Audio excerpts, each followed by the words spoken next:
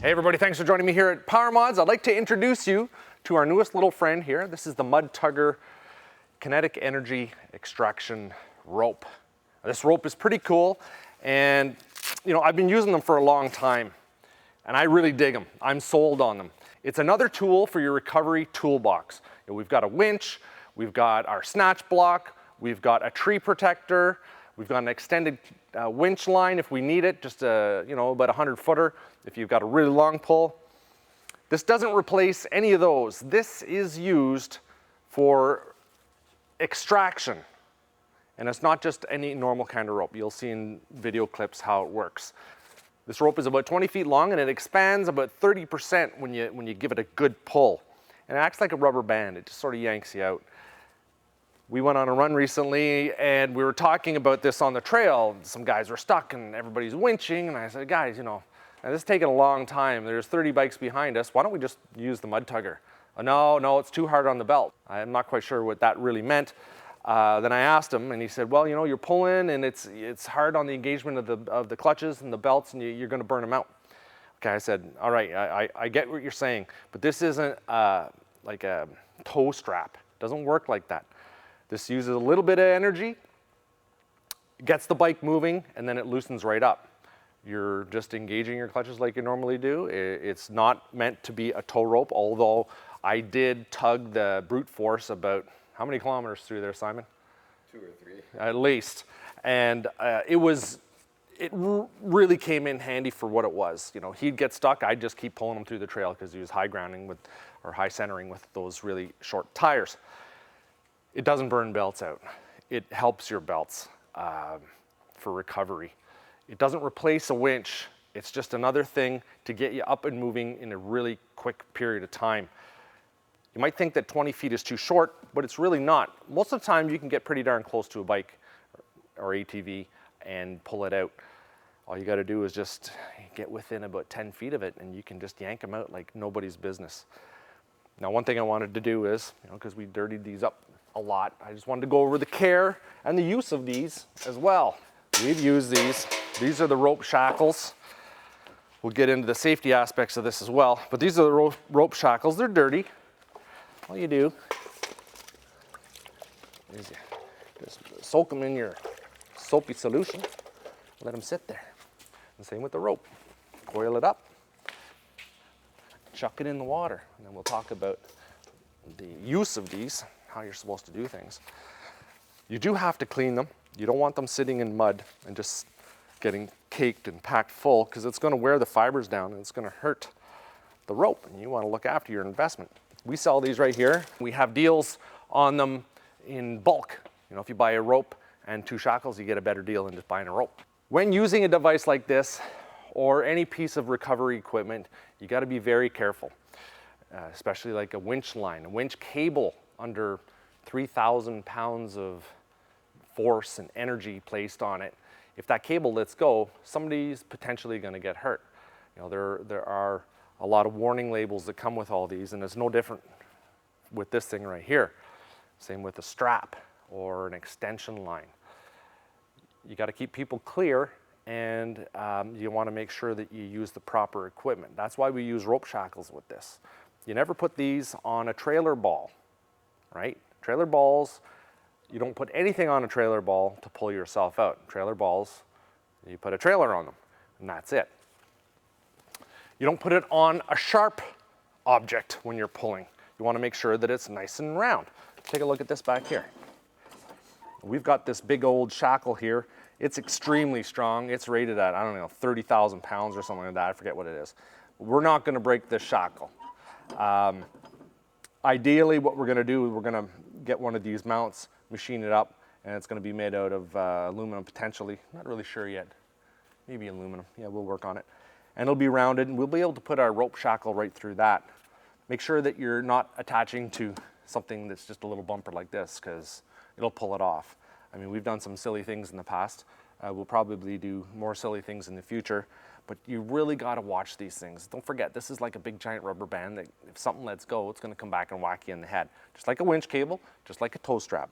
Don't put it on an axle. That's not cool. If you put it on a frame member, you got to make sure it's a really solid frame member. and you don't exceed the pulling force of these ropes. This is about 7,400 pounds is what it'll take. So you don't use this to pull Jeeps out. You don't use a Jeep to pull your bike out because it will overstress this rope and it'll break. Ideally, you want to use two ATVs or UTVs that are about the same weight. That's when it works best. I've seen these being used to pull out dump trucks. Not this size, but they use a very big one and they work excellent.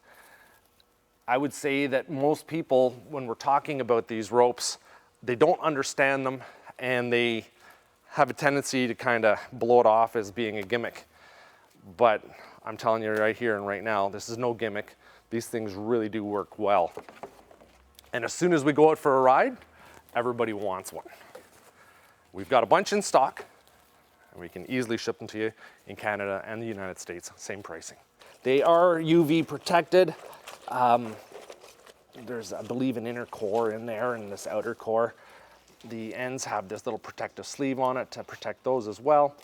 Some people wonder, you know, a lot of guys were asking me, I got no room on my machine to put these things. Well, you do. There's always room. Once they get broken in a little bit, they get they're not as rigid. So I just flop mine in front of my snorkels, or I just flop it back here, just like that. And it stays there. You can punch it in through here. Before I put the snorkels on, it really fit in there very well. You're gonna want this thing and you're gonna wanna put it wherever you can, or you're gonna wanna make sure that you ride with somebody that has got one. You don't wanna put this thing on a winch hook. Don't pull from a winch hook. You'll overstress it, guaranteed. Winch hooks and winch cables aren't meant to be torqued or really yanked on really hard. You shouldn't really pull on a winch cable either. You could damage the planetary gears in that winch. The winches aren't made like they used to be made. You know, high mount Warren winches were probably the best winch ever made. Somebody's probably going to argue that. Just like the Husky Super Winch, worm gear winch, that incredible winch. I have one of those on one of my trucks. It's an incredible winch as well, extremely well made. A lot of winches today are low profile planetary gear winch, and they don't have the same kind of braking mechanisms on them that the worm gear guys do. So you'll have a tendency just to bust them up. So, you know, you don't want to jerk with a winch cable. You don't want to jerk with a steel cable. You don't want to jerk with a chain. You don't really want to jerk with a tow strap.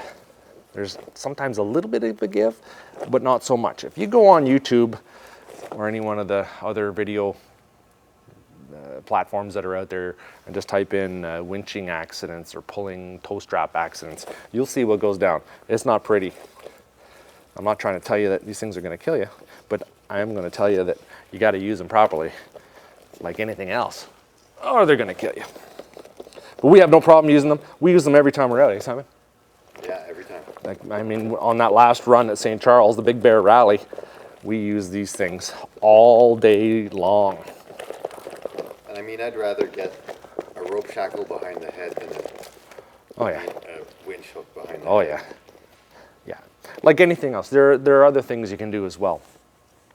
With a winch cable, we'll go over this in the bush too one day when we do a little bit of winching safety videos. You should always put something over top of your cable. Tie a shirt to it midway down, or you know, a old piece of rubber floor mat. That's what we used to do in the vehicles. Because if that winch cable lets go, it's going to act like an air brake. It just totally cuts down on that energy flying through the air. And you can do the same with this. You can just tie something to it. But you don't want to be looking at it when you're giving a pull. You want to watch where you're going, and you just want to give her. I love these things. You don't want to use a rope that's rated too strong. You know, if you're only on an ATV or a UTV, you don't want to use one of these ropes that's rated for something that's too heavy. You're going to bust off your bumper. You're going to hurt something. There we go. That's pretty good, Simon. I'm going to rinse these out and let them dry. Before I forget, make sure you subscribe, check us out on social media, and give me a big old thumbs up. I got to thank you for watching as usual. This is the Mud Tugger rope, available here at PowerModz with the shackles, the rope shackles. If you're out of Canada and you can't get through on our website, just email me through our contacts or on social media, and I'll get right back to you. And we'll ship those anywhere. We'll ship them all around the world. It's what we do. Love that rope. We came up with that name ourselves, the Mud Tugger.